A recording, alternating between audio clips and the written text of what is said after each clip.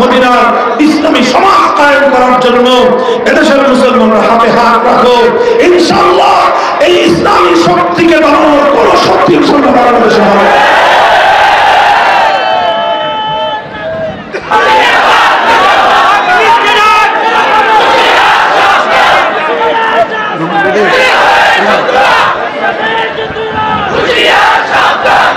প্রস্তুত আছেন তো ইনশাআল্লাহ?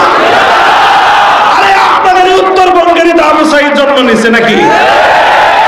এই মাটি থেকে আবু সাঈদ জন্ম নেয় নাই? আমরা তো হেফাজতে ইসলামের পক্ষ থেকে আবু সাঈদের কবরের পাশে বিশাল এক মাদ্রাসা কায়েম করার ঘোষণা দিয়েছি। আলহামদুলিল্লাহ গত সপ্তাহে যে গত 2 দিন আগে বাবুনগর মাদ্রাসায় গিয়ে বৈঠক করলাম। সেখানে হেফাজতের আমির আল্লামা মহিবুল্লাহ বাবুনগরী হুজুরের নেতৃত্বে সেখানে বরাদ্দ হয়ে গেছে। অতি শীঘ্রই জমি ক্রয় করে হেফাজতের উদ্যোগে আলেম ওলামার উদ্যোগে সেখানে মাদ্রাসা কায়েম হবে। শহীদদেরকে আমরা এভাবে স্মরণ করে রাখতে চাই, যেভাবে আসহাবে কাহফের 6 যুবককে স্মরণ করে রাখার জন্য সে যুগের ইমানদাররা আসহাবে কাহফের তাদের সেই জায়গার গুহার পাশে মসজিদ নির্মাণের সিদ্ধান্ত নিয়েছিলেন। আমরা ঠিক একইভাবে বাংলার বীর শহীদদেরকে স্মরণ করব, তবে হিন্দুয়ানি কালচারে নয়।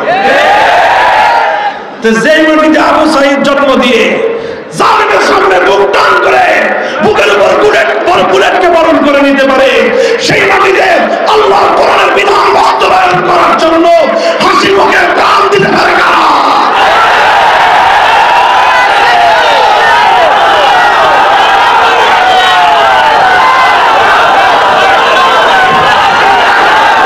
ইনশাআল্লাহ আপনারা প্রস্তুত হন। আমি আগেও বলেছি 5ই আগস্টের বিপ্লব এটা ইসলামী বিপ্লবের সুবহে জাদি। এটা সুবহে সাদেক হয়েছে, এখনো সূর্য ওঠে নাই।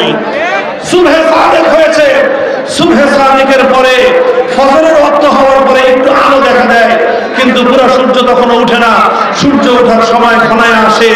5ই আগস্টের বিপ্লব বাংলাদেশে ইসলাম কায়েমের সূর্য উদয়ের একটা পূর্বাভাস হয়ে এসেছে এবং ইসলামের জন্য, আল্লাহর দ্বীনের জন্য, আল্লাহর কোরআনের জন্য দেশ থেকে, সমাজ থেকে নাস্তিক্যবাদ, হিন্দুয়ানি সংস্কৃতি, পশ্চিমা ইউরোপ আমেরিকান অসভ্য ন্যাংটা কালচারকে বিদায় করে সোনার মদিনার ইসলামী সমাজ কায়েম করার জন্য এদেশের মুসলমানরা হাতে হাত রাখো।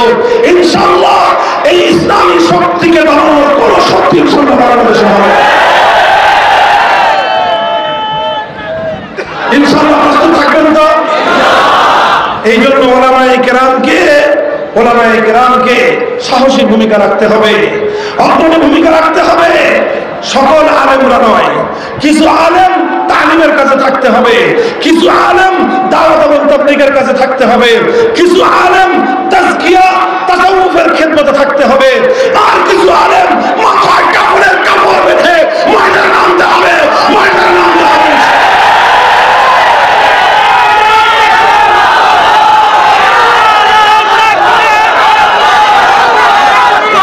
বহুমুখী খেদমতের সমন্বয় ঘটাতে হবে ইনশাআল্লাহ। ইনশাআল্লাহ বলেন, সম্ভাবনা আছে না নাই? ইসলামের বিপ্লব হবে কি হবে না? আল কোরআনের রাজ কায়েম হবে কি হবে না? খেলাফতের যুগ আবার ফিরে আসবে কি আসবে না? আসবে ইনশাআল্লাহ। ইনশাআল্লাহ সেই যুগ আমাদের প্রজন্মই দেখে দিতে পারবে ইনশাআল্লাহ। মুহতারাম হাজিরিন, অনেক রাত হয়েছে। আমি আবারও বলছি, লাখো জনতার এই বিশাল মজমা শান্তি শৃঙ্খলার সাথে আখেরি মোনাজাত পর্যন্ত থাকবেন ইনশাআল্লাহ। কারা কারা শেষ মোনাজাত থাকবেন কথা হবে? এই কিছু মানুষ হাত ওঠান নাই, হাত ওঠান, সবাই হাত ওঠান ইনশাআল্লাহ থাকবেন তো? হাত নামান। আমি আপনাদের কাছে ছোট্ট একটা আবেদন করব। আমি আপনাদের এই এলাকায় আসলে মেহমান না। আপনারা জানেন, যাদের বয়স 30-এর উপরে তারা জানেন যে আমি এই এলাকায় দীর্ঘ 5 বছর ছিলাম। তখন অবশ্য রোহা মাদ্রাসা হয় নাই, বেতুয়া মাদ্রাসায় ছিলাম আমরা। তারপরে সেখানে থেকে রোহা মাদ্রাসার বুনিয়াদ কায়েম হয়েছে। এই এলাকায় বেতুয়া, রোহা, ধানগড়া, লক্ষ্মীগোলা এই এলাকায় আমাদের বিচরণ। কাজে সেই হিসাবে অন্য সব এলাকার চেয়ে আপনাদের এলাকার মানুষের সাথে আমার ব্যক্তিগত হৃদয়ের বন্ধন অনেক মজবুত। এই বন্ধন না থাকলে হয়তো আপনাদের এই নিভৃত অঞ্চলে আসার সুযোগ আমার হতো না। অন্য অনেক জায়গায় আমার যাওয়ার সুযোগ হয় না। এই এলাকার মানুষের একটা হক আমার উপরে আছে, খালি হক একতরফা না, আরো হক আছে আপনাদের উপর আছে।